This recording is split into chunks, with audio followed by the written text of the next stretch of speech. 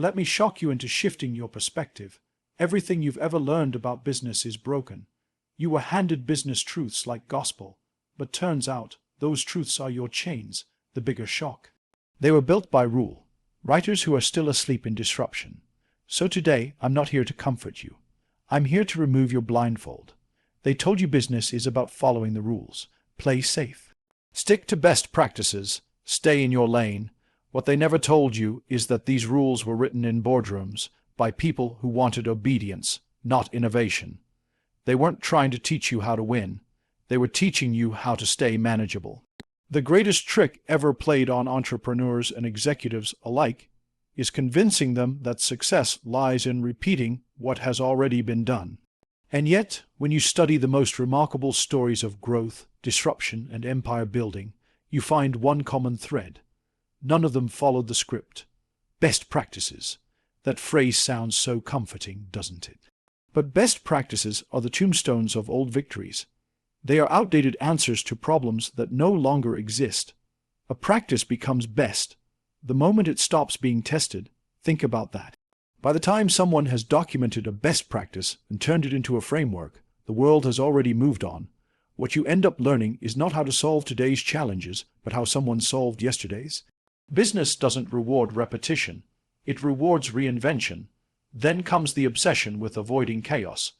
We are taught from the first business textbook to minimize risk, eliminate uncertainty, and strive for stability. But stability is the illusion before the collapse. If you really want to build something lasting, you must stop fearing chaos and start feeding on it. Chaos is the natural state of growth. It's messy, it's unpredictable, and it will humble you. Yet it is in chaos where innovation is born. When markets collapse, when industries fragment, when consumer behavior flips upside down, that is when real leaders step forward. Those who wait for the calm, who only move once everything looks safe, are always late. And then there is the poison hidden in the phrase, stick to what works. Sounds logical. Why change what isn't broken? But here's the trap. You keep polishing the same tool until it becomes obsolete. You keep protecting yesterday's formula while the market rewrites the rules. What works now is already decaying. The speed of disruption means that sticking to what works is the fastest way to irrelevance. Think of the giants that fell: Kodak, Nokia, Blockbuster. They stuck to what worked. They loved their formulas so much that they couldn't imagine a future where those formulas meant nothing. And so they died clutching their best products. Safety is another lie they sold you. Play it safe, don't rock the boat, be reasonable. Safety doesn't create history. Safety doesn't build movements. Safety doesn't put your name on skylines or in case studies. Safety is where mediocrity hides. Comfort zones are just graveyards where ambition is buried alive. If you want to build something extraordinary, you must be willing to risk being wrong. You must be willing to look foolish before you look brilliant. Playing it safe guarantees you one thing: invisibility. And finally, the myth that knowledge is power. No, knowledge is only potential power. Knowledge without execution is intellectual obesity. You keep feeding your mind, but never do the push-ups that matter. The real power lies in the scars you collect, in the businesses that collapsed on you, in the deals that burned you, in the late nights and the tears no spreadsheet can measure. Those scars carry more wisdom than 10 MBA. Because scars don't lie, they don't romanticize failure. They remind you of what it costs. Every scar is tuition in the real school of business. So when you deconstruct these myths, what remains? A simple truth. Business is not about rules. It's about rhythm. It's not about knowing. It's about doing. It's not about comfort. It's about courage. The people who win in the new economy are not the ones who have memorized the formulas. They are the ones who dare to write new ones. They are the ones who see chaos not as danger, but as raw material. They are the ones who take what everyone else calls foolish and turn it into fortune. You've been told for too long that success is about coloring inside the lines. But the lines themselves are fiction. They exist because somebody before you drew them. If they had the power to draw lines, then so do you. Tear up the myths. Redefine the fundamentals. Build something so audacious that future generations will point back and say, "That's when the rules changed." Chaos is the word that frightens most people, but it excites those who understand how the world truly works. Most people spend their entire lives trying to avoid it. They want order, they want predictability, they want certainty, but here's the uncomfortable truth. Certainty is a prison. Order is an illusion. Predictability is the most dangerous addiction you can ever have in business, because the moment you become addicted to stability, you stop growing, and the moment you stop growing, you start dying. Every great shift in history was born in chaos. Empires collapsed so that new ones could rise. Industries broke down so that new markets could emerge. Entire ways of living disappeared so that new technologies could dominate. Chaos is not the enemy. It is the birthplace of opportunity. Look closely and you will see it. While some people run from chaos, others are building empires in the middle of it. Why? Because chaos levels the playing field. When the rules no longer make sense, when the map is torn, when the textbooks are useless, that is the moment when the brave step forward. In stability, the incumbents win. The giants dominate. The rules protect them. But in chaos, everybody starts at zero. Your credentials no longer matter. Your titles don't matter. Your history doesn't matter. What matters is how fast you can adapt, how clearly you can see patterns others miss, and how boldly you can act when everyone else is paralyzed by fear. Most people think chaos means risk, but what they fail to see is that risk is the currency of progress. If you want to earn extraordinary returns, you must first embrace extraordinary risk. The trick is not to avoid chaos, but to learn how to dance with it, because chaos is movement, it's fluid, it's unpredictable, and that unpredictability creates cracks in which the seeds of innovation grow. Think about the past decade: global recessions, pandemics, wars, technology revolutions. Each moment of chaos destroyed some, but it created billion-dollar companies for others. While industries panicked, a handful of people asked the right questions. What's breaking? What's being ignored? What is everyone too afraid to touch? Those questions became the entry points for new wealth. They understood that chaos is not a storm to hide from. It is a tide to surf. Chaos also reveals the truth about leadership. It's easy to look like a leader when everything is calm. Anybody can sail a ship in smooth waters, but in rough seas, the pretense disappears. The person who can hold their nerve, who can speak with clarity when everyone else is confused, who can choose decisively when others freeze, that is the person who becomes indispensable. Chaos is the ultimate leadership test. It strips away the mask. It shows who is real and who is rehearsed.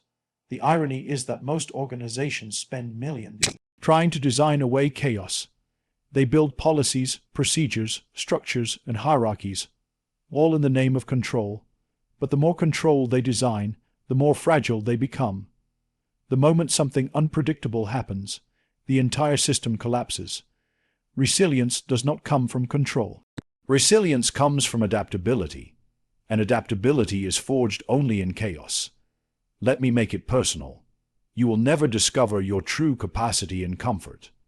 You will never know how much grit you have, how much courage you possess, how much resilience you've built, until you are tested in chaos. Comfort gives you nothing but soft edges. Chaos gives you scars, and those scars are the proof that you can survive anything.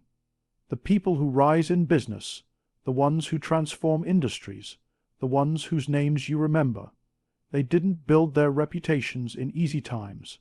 They built them in chaos. The question is never, will chaos come? The question is, when it comes, who will you be? Will you be the one who freezes, who waits for things to go back to normal?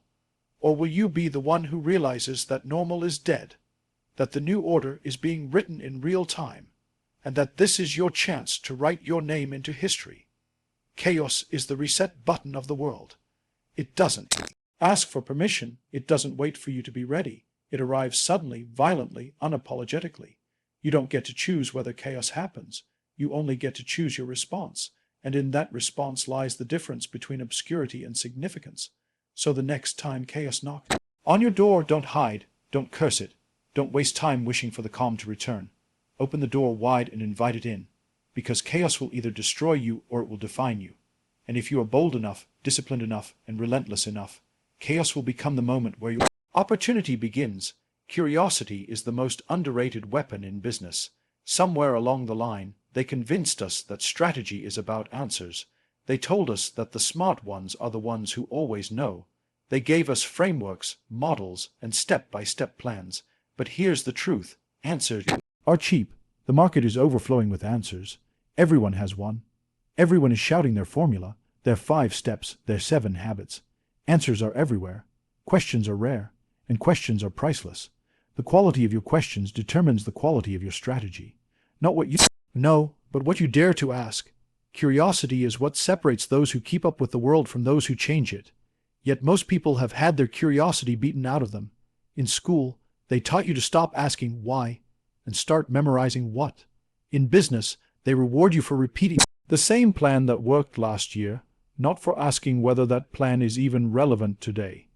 And so, curiosity dies slowly, quietly, respectfully, until one day you find yourself running a business that is efficient but irrelevant.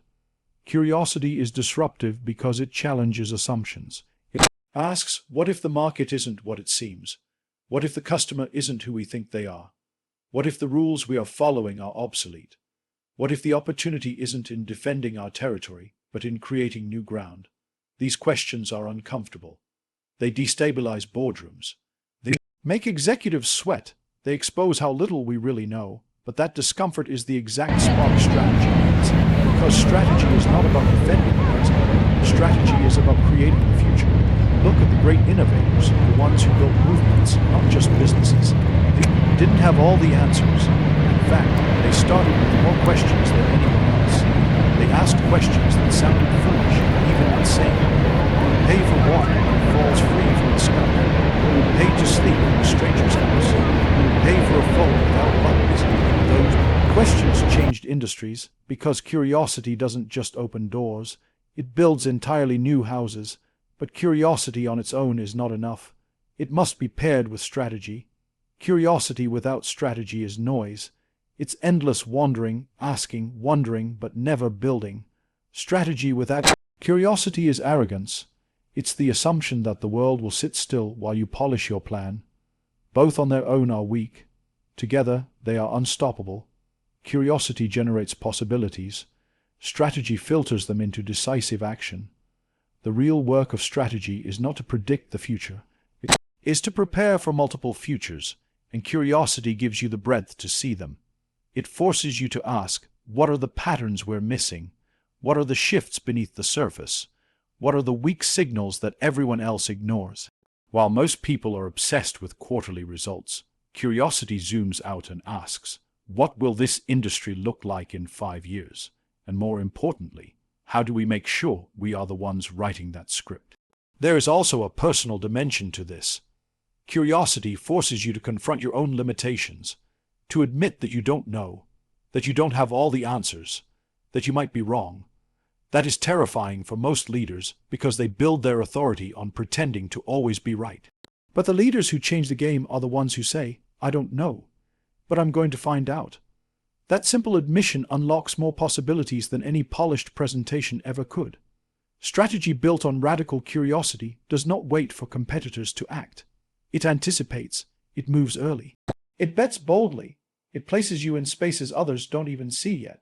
But to do that, you must be willing to sit with uncomfortable questions long enough to hear their answers. You must resist the temptation of certainty. You must resist the drug of comfort.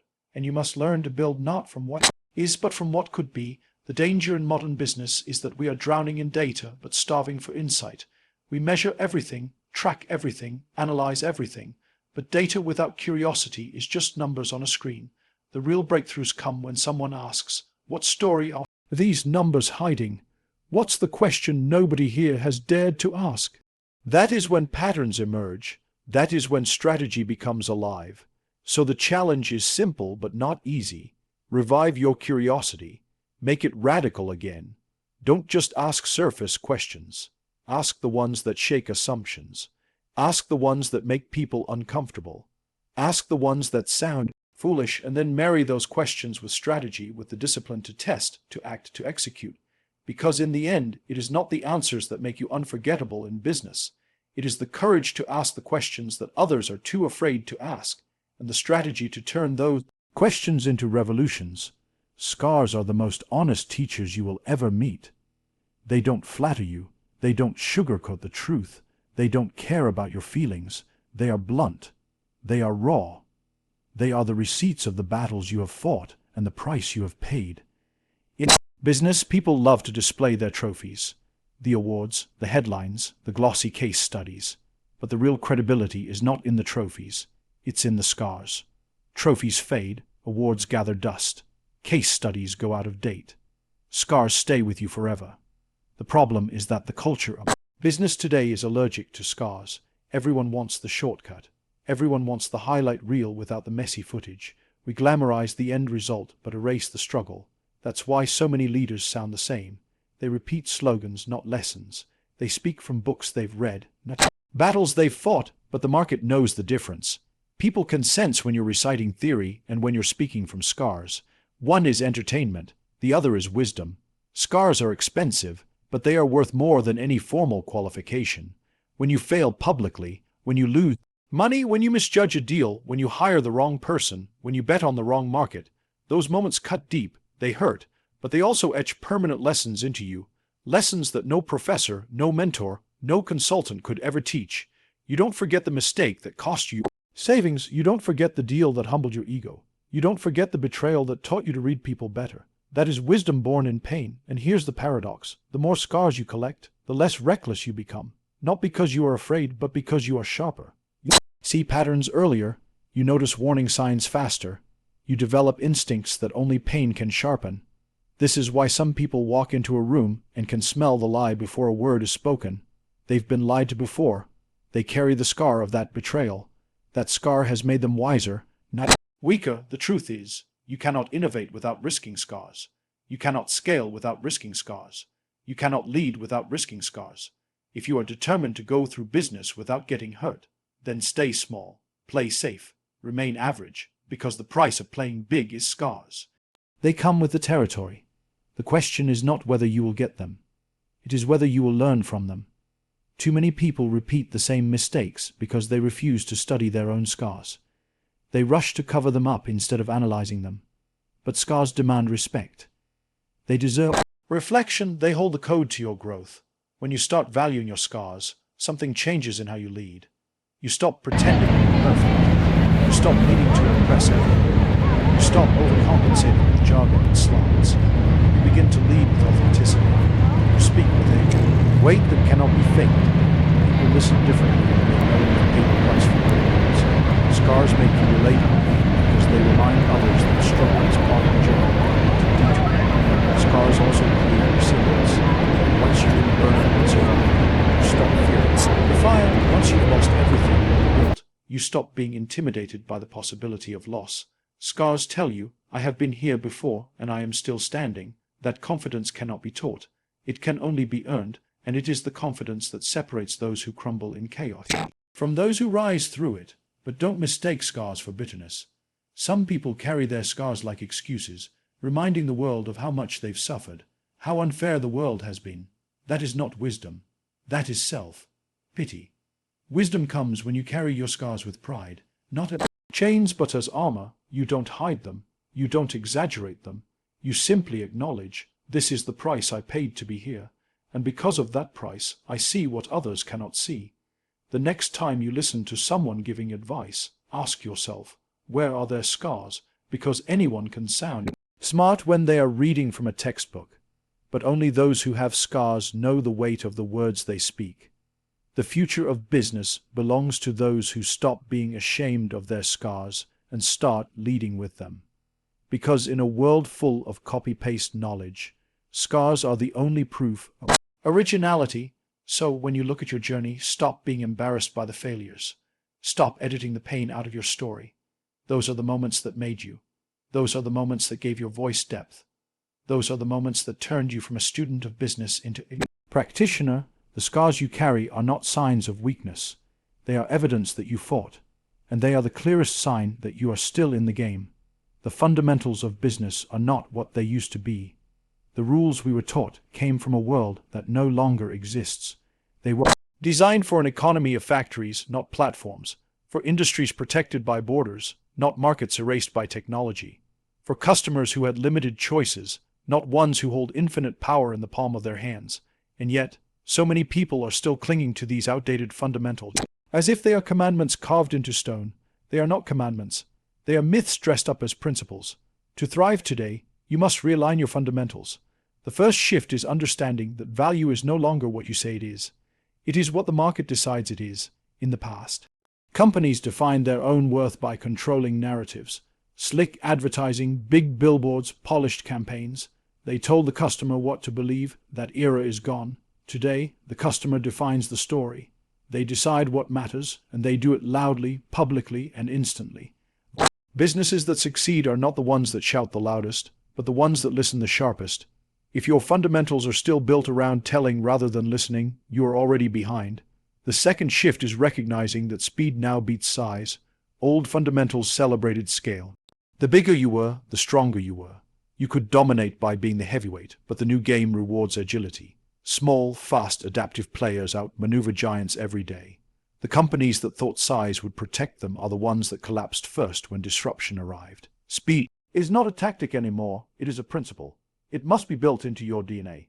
If your decision-making process is built around endless meetings, layers of approvals, and analysis paralysis, then speed will crush you. The third shift is moving from efficiency to resilience. For decades, the obsession was efficiency, leaner supply chains, just-in-time systems, precision cost-cutting. It looked beautiful on paper, but efficiency is fragile. The moment disruption hits, the system collapses. Resilience, not efficiency, is the new fundamental. The ability to absorb shocks, adapt under pressure, and reconfigure quickly is what matters now. You cannot optimize your way into resilience. You must build it deliberately, even at the cost of short-term perfection. The fourth shift is rethinking leadership itself. The old model celebrated leaders who had all the answers, who projected certainty, commanded from the top. That archetype is finished. Today's leader is not the oracle with every solution. They are the navigator who asks better questions, the conductor who harnesses collective intelligence, the translator who turns chaos into clarity. Leadership is not about being the smartest in the room anymore. It is about creating rooms where the smartest ideas can surface. If your fundamentals still celebrate authority over adaptability, then you are preparing for a world that no longer exists. The fifth shift is culture. Old fundamentals treated culture as decoration, team building days, mission statements on walls, slogans nobody remembered. But culture today is strategy.